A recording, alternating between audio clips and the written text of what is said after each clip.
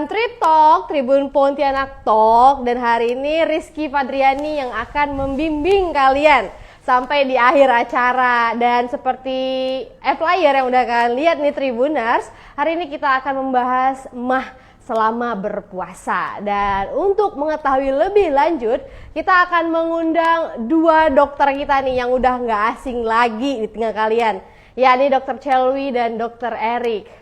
Ayo kepada Dr. Chelwi dan Dr. Erik, silakan nih bergabung nih. Rizky tunggu nih undangan kalian. Nah, jadi Tribuners, hari ini kita akan menyampaikan mengenai emah saat berpuasa. Jadi buat kalian Tribuners yang merasa khawatir nih mau puasa tapi memiliki emah, apakah berbahaya atau tidak? Jadi hari ini kita akan bahas tuntas. Dan sekarang Rizky sedang menunggu bergabungnya Dr. Chelwi dan Dr. Erik. Halo Dr. Chelwi, Dr. Erik, sudah bergabung belum? Ini belum nih Tribuners ya. Sambil menunggu Dr. Chelwi dan Dr. Erik, kita mungkin akan berbincang-bincang sedikit nih. Mungkin kalian kalau di Today Hall itu biasanya ketemu dengan Bang Rio, tapi hari ini Rizky nih yang akan memandu kalian sampai akhir. Jadi ditunggu masih nih bergabungnya Dr. Chelwi dan Dr. Erik.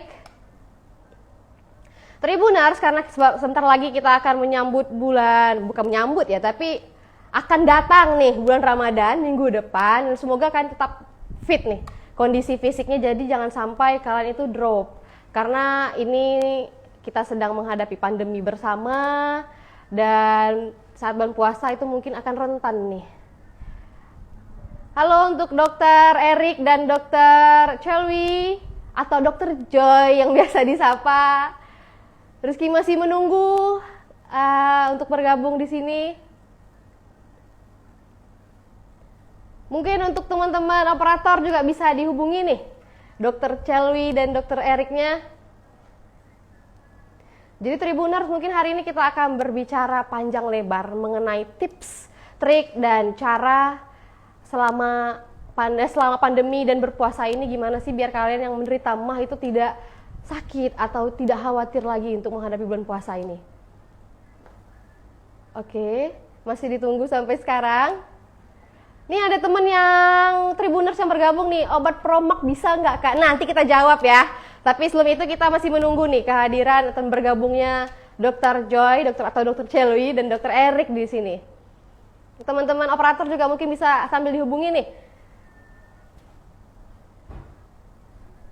Kak, aku masih umur 6 tahun loh. Nah, terima kasih ya kepada Nanda XYZ 2017 yang udah mau nonton Trip Talk ini, dan semoga nih informasinya bisa sangat-sangat bermanfaat nih bagi kalian tentunya. Dan tetap pantengin terus Trip Talk kita sampai akhir karena ini sangat-sangat bermanfaat. Karena sebentar lagi kita akan menghadapi bulan puasa di tengah pandemi ini, mungkin pengalaman pertama dan ini mungkin yang terakhir ya Tribuners. Semoga ini bukan pertama ya, tapi sebelumnya kita udah pernah ya puasa di tengah pandemi. Udah belum kemarin? Udah ya kayaknya. Dan udah deh yang semua restoran itu ditutup. Dan sekarang semoga ini yang terakhir kalinya kita puasa di masa pandemi. Jadi ya sama-sama kita berdoa agar pandemi ini cepat berakhir dari dunia ini ya. Oke, untuk Dr. Joy dan Dr. Erik masih belum nih. Tolong teman-teman operator nih dihubungi kalau bisa. Jadi kalau kalian punya pertanyaan ya Tribuners, bisa langsung disampaikan di kolom komentar terkait dengan tema kita hari ini. Oke, jadi kalau kalian punya keluhan-keluhan seputar emah, nih kayaknya khawatir ya, kayaknya mau berpuasa di bulan Ramadan, tapi aku punya emah nih, gimana sih caranya biar puasa aku berjalan dengan lancar? Nah, jadi saksikan Trip Talk ini sampai selesai karena kita akan menjawab semuanya nih di sini. Jadi sambil menunggu nih bergabungnya Dr. Joy dan Dr. Erik, mungkin ada Tribuners yang mau menyampaikan salam, boleh nih, ya kan? Ada nggak nih yang mau menyampaikan salam? Kan udah jarang nih kan radio-radio. Jadi mungkin lewat Trip Talk ini dari live nih Tribun, kalian bisa menyampaikan salam-salam kalian nih untuk teman-teman kalian. Oke, masih menunggu bergabungnya. Oke, Dr. Erik udah bergabung di sini. Dr. Erik mungkin bisa dikirimi permintaannya dulu nih.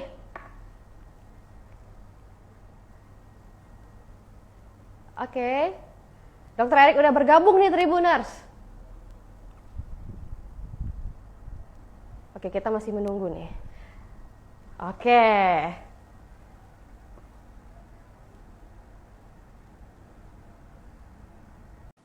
Kita sedang menunggu Dokter Erik nih.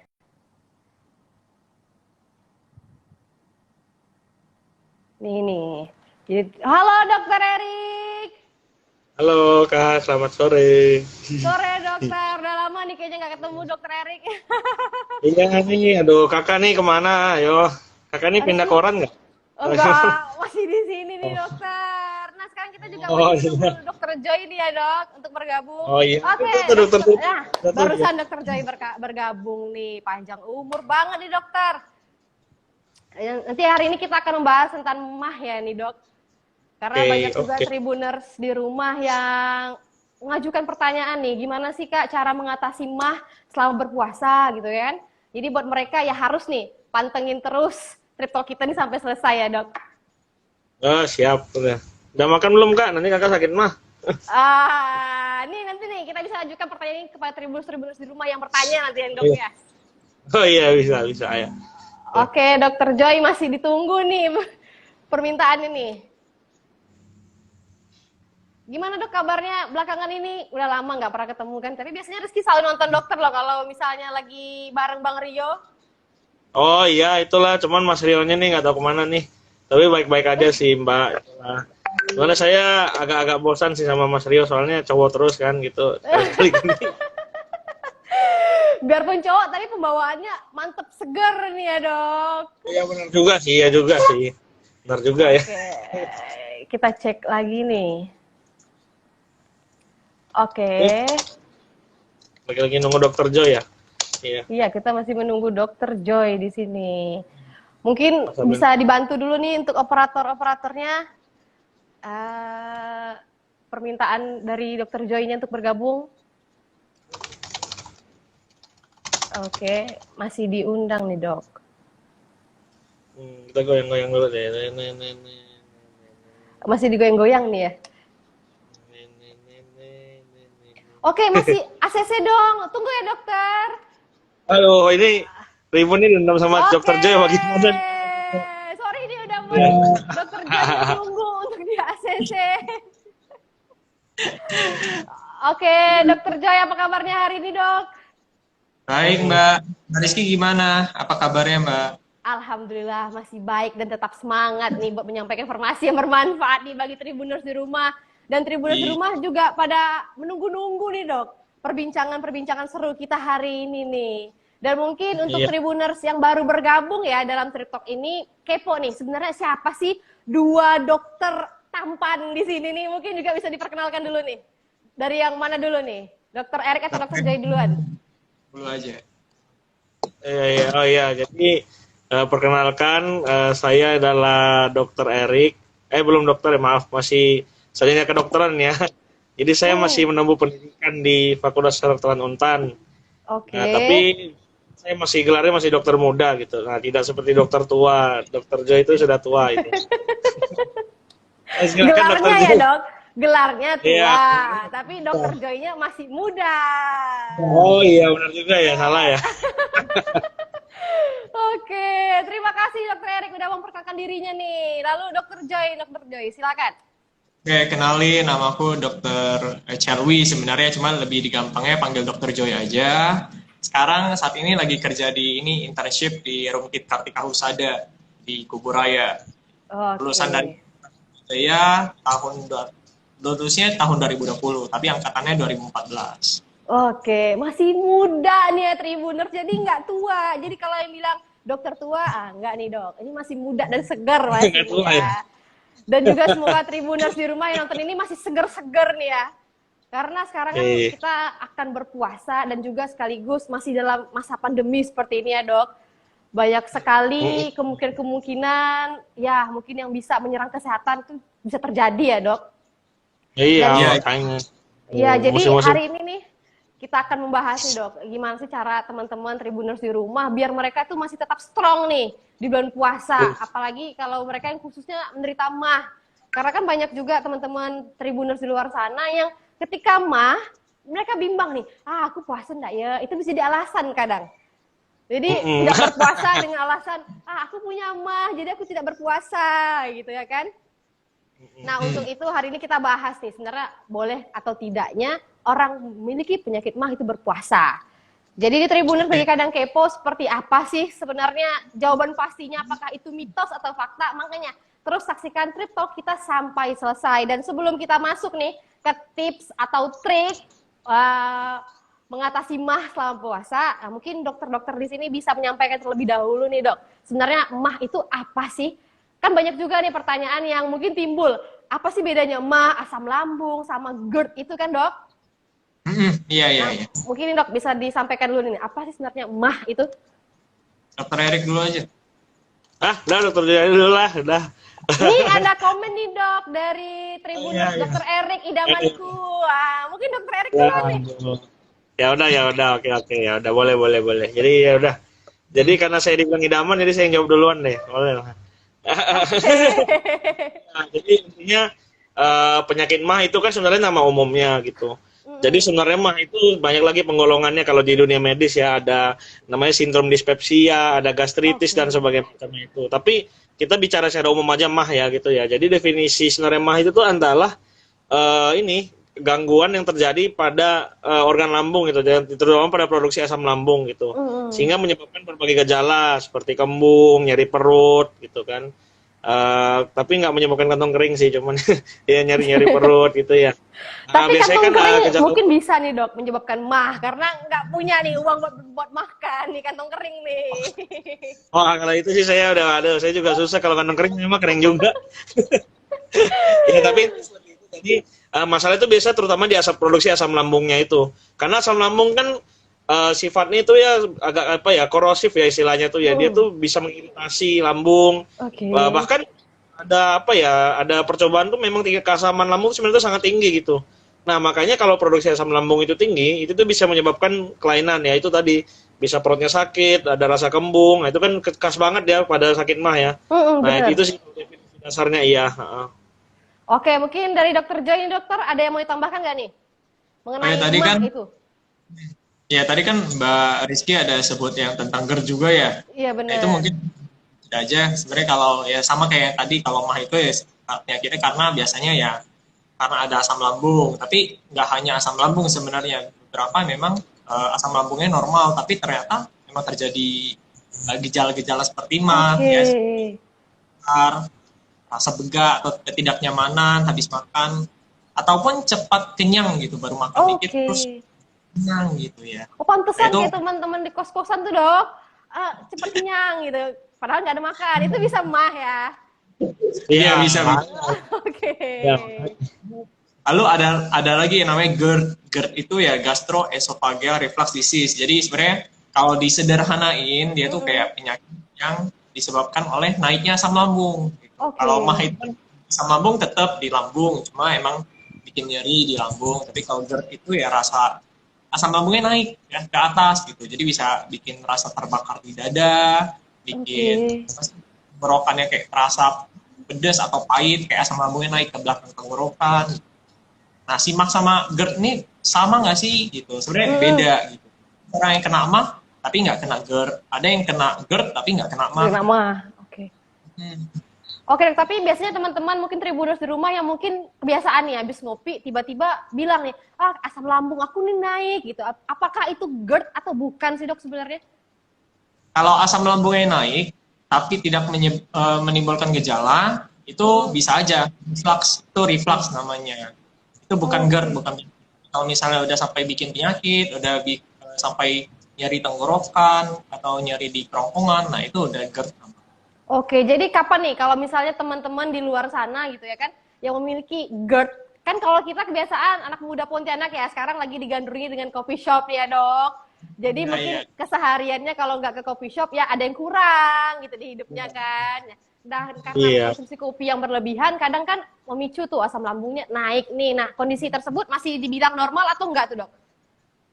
Kalau udah sampai menimbulkan gejala itu udah nggak normal. Oke, berarti harus dikonsultasikan ke dokter ya dok? Iya. Oke, jadi buat dok. Jadi buat Tribuners di rumah nih yang kalau misalnya udah keseringan setiap hari minum kopi, asam lambungnya naik, masih dibiarkan, itu yang bahaya ya dok? Iya. Oke, nah dok, tapi sebenarnya apa sih dok pemicu gitu dari mah? Kita sendiri kan nggak tahu nih ya, kita mungkin hari-hari ya makanannya kayak gini-gini aja, tapi kalau bisa tiba-tiba aku tuh kena mah gitu kan? Nah pemicunya itu apa sih dok sebenarnya kalau untuk mah sendiri? Dokter Erik, Oke, Ya, dokter Erik. oh iya gantian lagi, wes yang estafet ya dok ya.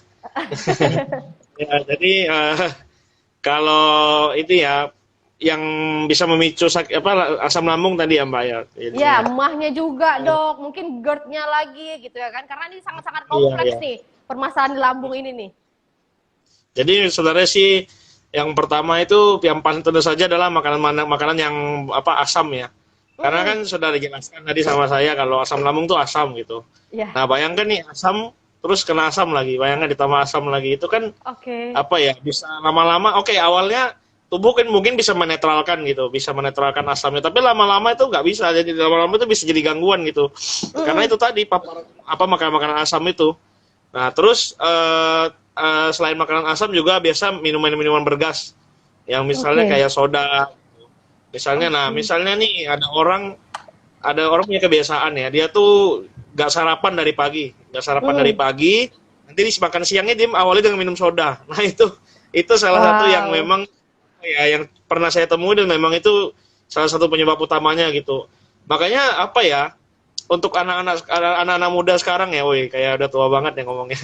Anak-anak muda sekarang itu ya nggak sedikit yang usia 20-an aja udah kena GERD, udah kena ya katanya sakit mah segala macam karena sekarang makan itu kadang-kadang tuh nggak teratur gitu loh. Bener sih dok, Kadang-kadang bener. misalnya ya, seperti saya ceritakan tadi udah seharian nggak makan minumnya soda, atau misalnya perutnya masih kosong tapi udah makannya belimbing asam-asaman gitu deh, misalnya belimbing atau makan apapun yang asam lah, intinya seperti itu.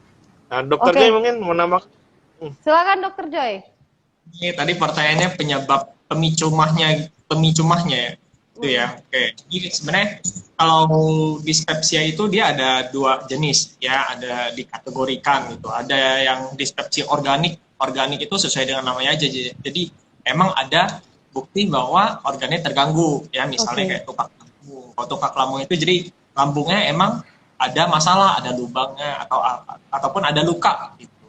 Nah, ada lagi dispepsia fungsional. Kalau fungsional itu memang dia gejala mah, tapi pas dilihat, lambungnya kok normal-normal aja. Bahkan pada beberapa orang kadar asam lambungnya pun normal-normal aja, gitu. Lalu penyebabnya apa? Nah jadi ini sebenarnya masih banyak penyebab-penyebab yang disinyalir menimbulkan gejala, misalnya karena ada gangguan pergerakan saluran cerna, asam lambung juga bisa, ataupun misalnya organnya ada istilah alergi gitu, Oke. ataupun psikologis kayak depresi ataupun cemas gitu ya, misalnya lagi lihat saham tuh harganya merah semua gitu ya, kayak menstruasi. Nah itu Itu stres. mendadak bisa langsung kena mah ya dok.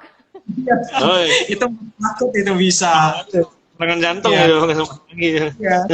Itu Seren otomatis tuh dok. Ataupun gaya Misalnya. hidupnya gitu. Jadi tadi gaya hidupnya juga berpengaruh ya dok. Kadar stres juga berpengaruh. Makanan. Jadi makan tuh harus teratur juga loh Tribuner. Jadi mungkin kalau sebagian dari kalian nih ada yang tidak bisa sarapan ya dok. Karena banyak juga nih mungkin seperti Rizky pribadi itu tidak bisa sarapan dok. Kalau sarapan itu pasti ketika siang rasanya itu perut tuh nggak enak sekali gitu. Dan ketika mau makan di Tribuners kan jangan langsung konsumsi soda seperti yang udah dokter Erik bilang tadi. Lebih baik itu konsumsi makan apa nih dok? Kalau bukan soda ataupun buah-buahan yang asam tadi. Oh ya, jadi kalau misalnya ini kan kenapa jangan soda gitu ya. Nah, jadi kan apa sih pilihannya gitu kan. Nah, ya bisa dimulai itu dengan makanan yang netral gitu. Misalnya kalau misalnya udah lama apalagi kan kalau udah puasa kan biasanya lama nggak ada asupan gula ya. Benar, Nah, dok. jadi itu sebenarnya boleh tuh makan makanan yang manis gitu, tapi jangan terlalu manis juga. Jangan misalnya kayak makan bubuk gula gitu, itu kan jangan, itu terlalu manis ya. Gula Atau batu minum demut gitu ya dok. Ya iya itu jangan gitu. Maksud saya ya boleh makan makanan yang manis yang mengandung gula gitu. Ya misalnya ya kue-kue gitu. Nah, yang penting tuh dia mengandung gula. Karena kan gula itu kan apa ya, sumber energi dasar dalam tubuh ya. Kan Benar-benar. misalnya memang nggak apa Oke. apalagi seharian nggak makan gula ya, itu tuh pasti lemas. Nah makanya kalau pertama disarankan ya itu Benar-benar dok. apa, kalau misalnya apalagi udah lama nggak makan ya boleh minum ataupun minum air putih saya cukup gitu, misalnya dimulai dengan air putih gitu, jadi kayak ya apa, melegakan dulu lah dahaganya, jadi lambungnya juga nggak kaget gitu loh, tiba-tiba ya dia pikir apa, dia udah capek seharian tiba-tiba dikasih soda gitu kan, kaget dia, waduh apa Ya ini kaget katanya. ini. Yang lagi tidur ya dok, tiba-tiba dikasih soda langsung melek gitu kan. Itu yang Iya bahaya. makanya kan. Iya dokter Joy. Iya, kalau dari saya sih itu sih, mungkin dokter Joy ada tambahan mungkin. Tadi pertanyaannya untuk makanan ya Mbak ya. Iya, benar. Sebenarnya sebenarnya kalau makanan sih yang penting kurangin yang pedas-pedas, yang asam-asam. Ya kalau makan ya nggak apa-apa, makan nasi yang karbohidrat kompleks, makan yang berserat tinggi. Nah itu nggak apa-apa. Asalkan kurangin yang bergas-gas tinggi, misalnya kayak brokoli gitu, asparagus. Nah itu kan yang bisa memicu gas ya. Bener. Minum susu juga ya lebih baik enggak, karena itu memang kadang-kadang bisa bikin orang perutnya cenderung kembung. Habis minum susu kembung. Jadi mungkin banyak asumsi juga nih Tribuners di rumah yang mungkin kalau minum susu itu pasti udah sehat gitu ya dok. Tapi ternyata kalau minum susu juga bisa menyebabkan kembung gitu. Kalau misal kalian seharian tuh nggak makan ya dok. Iya iya.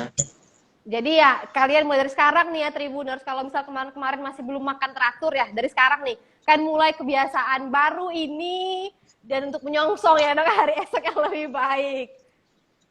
Dan kalau untuk gejalanya nih dok, banyak juga teman-teman Tribuners di rumah itu yang bertanya, sebenarnya gejala dari MAH ini apa sih? Mungkin banyak gejala yang mereka itu tidak pernah sadari nih, ternyata terserang MAH atau menderita MAH gitu. Gejalanya seperti apa nih dok? Dr. Erik dulu mungkin. Jadi, wah saya dulu nih, ya nggak apa-apa. Jadi kalau gejala utamanya kan menurut saya udah apa ya, mah itu kan contohnya gini, paling sering ketemu itu ternyata perutnya nggak enak intinya. Nah perut nggak enak itu kan banyak jenis ya, ada perutnya sakit, perutnya kembung. Nah tapi secara umum ya perutnya nggak enak dulu gitu ini ya. Nah ada rasa nyaman tidak nyaman di bagian perut terutama. Nah biasanya tuh ada rasa kembung, ada rasa kenyang. Padahal belum makan istilahnya, kayak belum makan tapi belum apa, tapi rasanya udah kenyang gitu kayak dokter Joy bilang tadi di awal. Nah terus biasanya kalau misalnya yang memang udah cukup apa ya, cukup buruk ya penyakit mahnya, itu biasanya bisa sakit gitu, kayak makanya apa, dada itu kayak sakit gitu, kayak ada yang nekan ke atas gitu. Kayak Nah sesak makanya gitu kadang-kadang ya dok? ya bahkan bisa kayak gitu. Makanya kadang-kadang kan orang bisa salah kira ya, kadang-kadang orang tuh sakit dada dikiranya penyakit jantung gitu. Padahal Bener, itu bisa bener. dari mah juga gitu. Karena kan intinya tuh gas yang ada di dalam lambung itu tuh menekan ke atas gitu intinya. Jadi itu ya dadanya sesak seperti itu. Oke, Nah, jadi tidak semerta-merta kalau kita sesak udah pasti jantung ya dok? ya nggak juga, siapa tahu habis ini dia buka pakai bantal kan sesak juga kan istilahnya kan. Bener. Sesak gitu ya, belum ke jantung. Oke. Oh iya betul, jantung kan, masa salah jantung mulu, kasihan banget ya. Sikit-sikit salah ya dok. Iya makanya sekarang mah orang dikit-dikit dibilang jantung lah, mau berhenti lah jantung, mau ini, aduh. Aduh, hidup itu terlalu singkat gitu ya dok. Ya itu Oke. dari saya mungkin. Ya, Dokter Joy mungkin gimana? ada yang ingin disampaikan lagi Dokter Joy? Sebelum kita Kalau masuk bisa. ke tips nih. Oke. Gimana Mbak Rizky, gimana? Nah, dok, ada yang mau Gejala, ditambahkan lagi ya dok dari gejala dari MAH ini sendiri seperti apa? sih, Dok? Kurang lebih sama aja tuh dengan yang udah disampaikan sama Dokter Erik. Yang intinya ya pasti ada rasa nggak nyaman, terutama di bagian ulu hati ya. Kalau kita sebenarnya ulu hati gitu. Spesifiknya Bisa ulu mual. hati ya dok?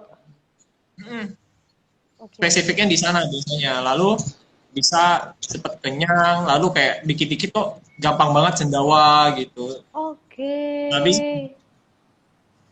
Jadi mungkin buat teman-teman yang sering gitu ya dok, kalau udah keseringan itu bahaya. Jadi itu bukanlah kebiasaan yang mungkin kita anggap wajar ya, tapi kalau udah keseringan itu pastinya bahaya ya dok.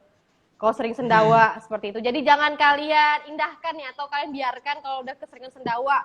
siapa tahu itu mah ya. Tapi jangan sampai lah ya. Kalian harus sehat terus ya Tribuners biar bisa nonton Trip Talk nih terus-terusan. Nah dok, nih kita sampai nih ke puncak ya, puncak Trip Talk kita hari ini nih. Pertanyaan yang paling banyak ditanyakan oleh Tribuners di rumah nih. Sebenarnya ada nggak sih dok tips atau trik ya untuk mengatasi emah selama berpuasa nih. Jadi jangan sampai emah ini menghalangi puasa teman-teman di rumah nih. Mungkin ada nggak nih dok? Mungkin dokter jadi dulu aja dok, silakan dok. Oke. Kalau misal selama puasa sih intinya mungkin yang kesalahan yang paling umum ya, yang paling umum masyarakat lakuin itu ya misal pas buka puasa makannya wah ini udah buka puasa ayo hajar gitu langsung habis langsung makannya cepet gitu ya. Nah itu salah satu kesalahan yang paling umum dilakukan karena kan mungkin orang-orang mikir bahwa ini udah lama nih puasa nih lapar banget nih nggak tahan gitu ya akhirnya langsung makan. Nah itu hindari ya. Yang pertama-tama kalau bisa bukanya minum air hangat aja atau minum air gula dulu. Lalu kalau mau makan nggak apa-apa tapi makannya pelan-pelan aja nggak boleh langsung cepat. Porsinya nggak yang langsung gede banget gitu ya, porsinya porsi biasa aja, nggak usah yang terlalu gede. Nah itu soalnya kalau bayangin perut kita yang pertama kempes terus tiba-tiba diisi makanan cepat gitu ya, langsung bengkak gitu. Nah itu pasti nggak nyaman dong gitu, karena kan kayak apa ya istilahnya lambung kita belum siap. Ya, yang penting jangan makan terlalu banyak dan terlalu terburu-buru. Lalu hindari makan misal pas lagi ngomong ya jadi kalau bisa makan ya udah makan aja nggak usah ngomong gitu karena kenapa bisa bikin kayak makan kok kayak kemakan angin juga gitu ketelan angin juga darah. Nah itu bisa bikin kembung. Lalu sama ini aja sih yang penting kasih jeda waktu sebelum tidur soalnya kalau misalnya habis makan langsung tidur nah itu bisa bikin GERD yang tadi itu. Oke, ternyata itu tuh kebiasaan yang mungkin paling familiar ya Tribuners lakukan di rumah. Ternyata itu tuh salah loh Tribuners. Kalau kayak nonton Trip Talk ini ya kan harus camkan baik-baik nih kebiasaan-kebiasaan tersebut harus kalian hindari dan jangan sampai kalian lakukan lagi nih bulan puasa. Jadi tadi udah Rizky ambil kesimpulan yang sampai oleh Dr. Joy tadi bahwa kalau mau buka puasa itu harus ada stretchingnya dulu ya, ada pemanasannya ya mungkin ya. Jadi jangan langsung kalian makan makanan yang berat dalam porsi yang besar ya atau yang banyak ya dok. Karena mentang-mentang puasa balas dendam nih. Apapun yang dilewati dibeli gitu ya dok. Jadi jangan sampai loh Tribuners. Jadi kalian pemanasan dulu nih, makan yang ringan-ringan dulu gitu ya kan dok. Lalu makannya pun jangan sampai terburu-buru. Karena nggak ada yang kalian kejar ya kan Tribuners. Karena itu sangat berpengaruh untuk kesehatan lambung kalian. Dan untuk kalian juga jangan lupa memberikan jeda dari makan ke waktu tidur ya dok. Jadi jangan makan dekat-dekat waktu tidur ya mungkin. Iya.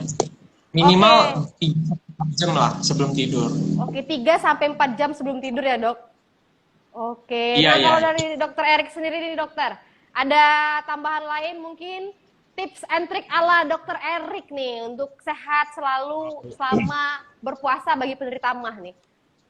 Oh iya oke. Jadi terima kasih. Jadi sebenarnya sih tadi sebagian besar juga udah sampaikan Dokter Joy ya.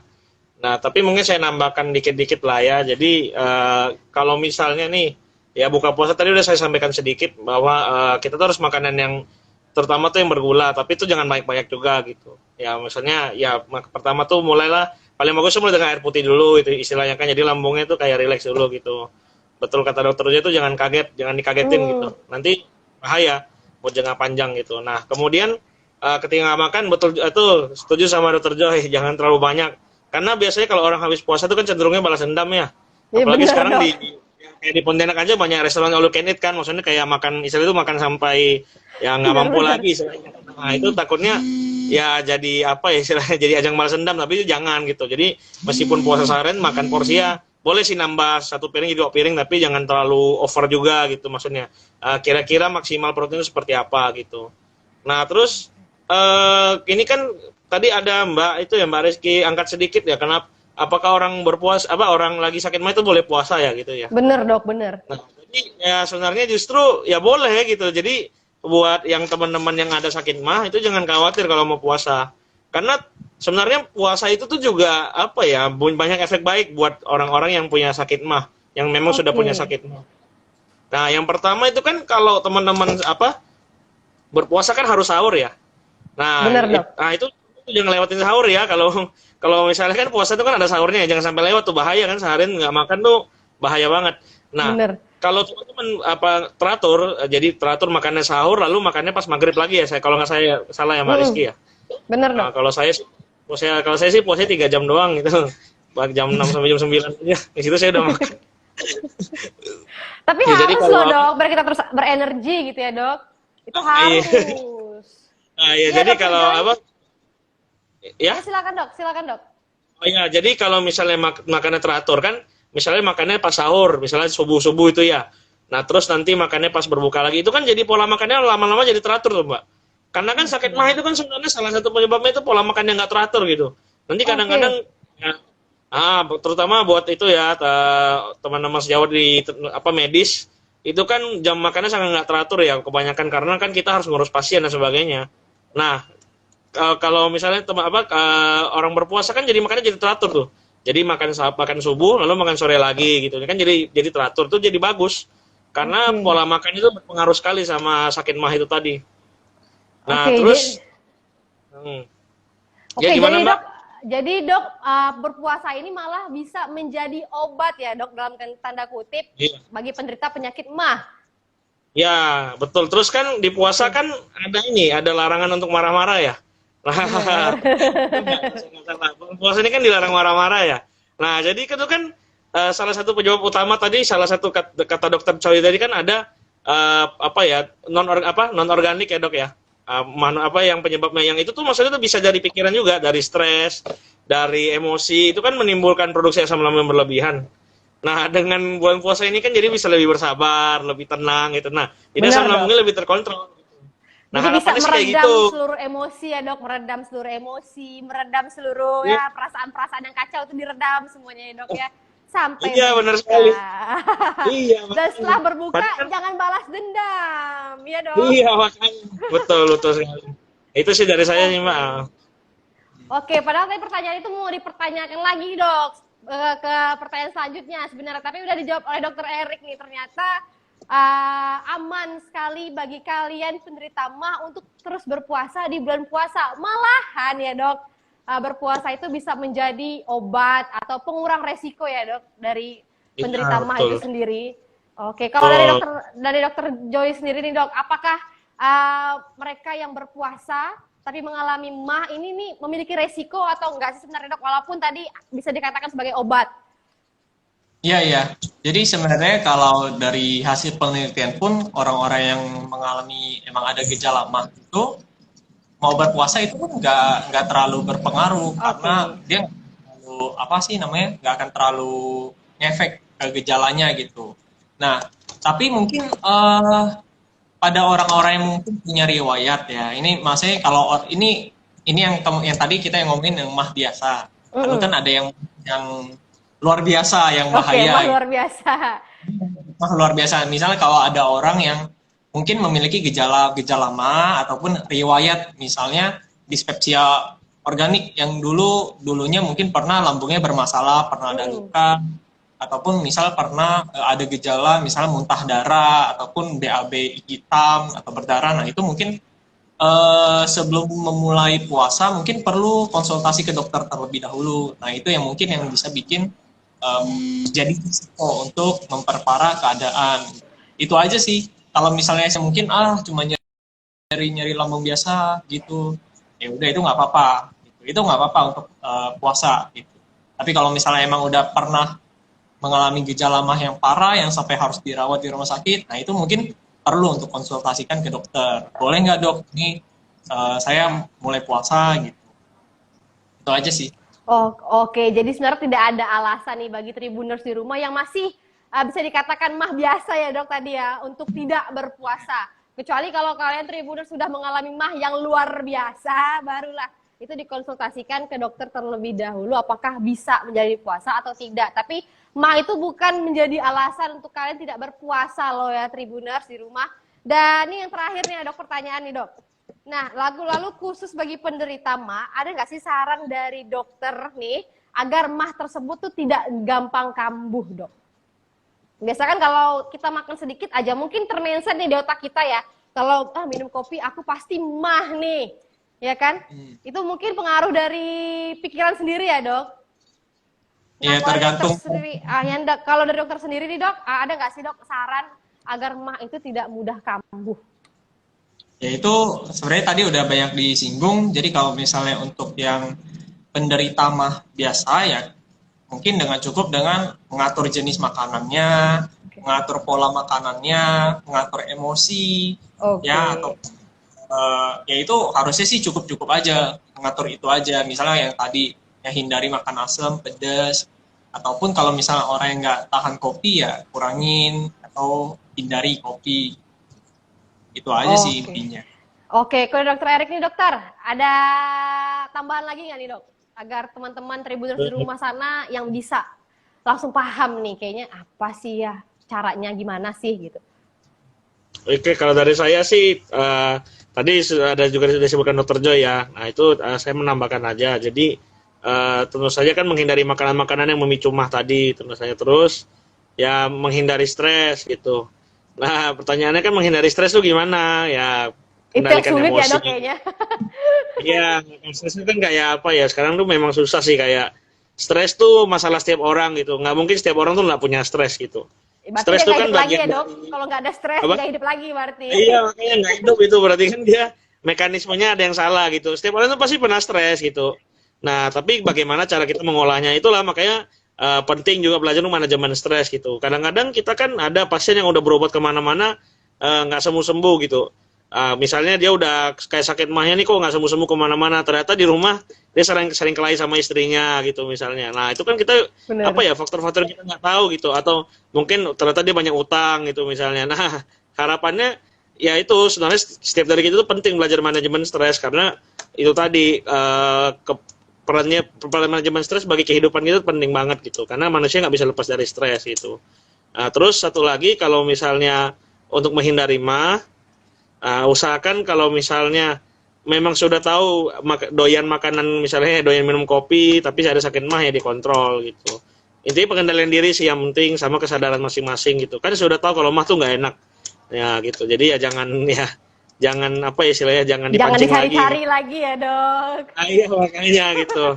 Ya, cuman memang sih penyakit mah ini memang nggak bisa nggak bisa 100% hilang juga kan istilahnya. Kayak misalnya kita tenaga medis juga susah gitu ngatur waktu makan dan tidur istilahnya.